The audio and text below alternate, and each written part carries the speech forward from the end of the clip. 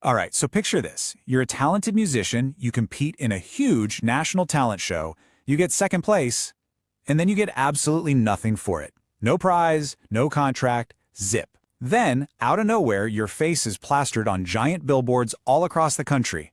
What are they for? To promote the very same competition that gave you nothing. This is the truly perplexing story of one singer's decade-long fight for her rights.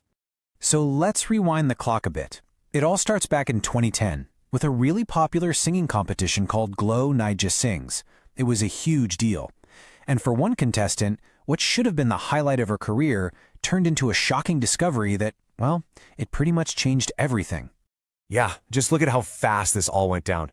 After weeks and weeks of competing, she's named the runner-up and walks away completely empty-handed. But the real kicker came about a year later. Her phone starts blowing up with calls from friends and family saying, "Hey, I just saw you on a massive billboard." They were being used to advertise the next season of the show.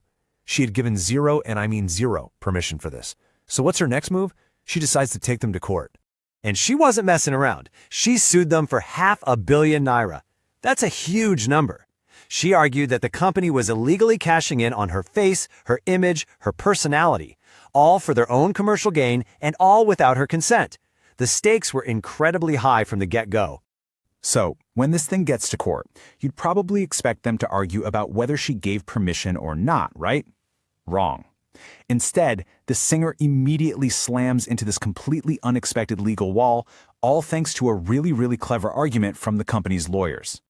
And here it is. This is the legal trap they set, and it's brilliant in a way. The singer's claim was super simple. You used my photo without asking.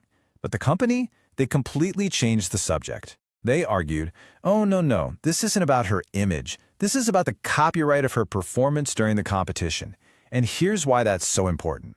In Nigeria, all copyright cases have to go to a very specific court, the Federal High Court. So you see the strategy? The company wanted to avoid talking about the billboards entirely. They basically walked into the courtroom and told the judge, "You're in the wrong place. This state high court doesn't even have the power, the jurisdiction, to listen to this case."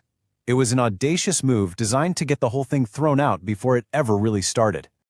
But this singer was not giving up that easily. She refused to let some legal technicality shut her down. What came next was a long, frustrating, and no doubt expensive climb up the judicial ladder, fighting not about the actual billboards, but just about which courtroom they were supposed to be in. And what's really crazy here is the pattern that emerged. First, the state high court actually buys the company's argument. They agree it's a copyright thing and toss the case out. So the singer appeals. But the Court of Appeal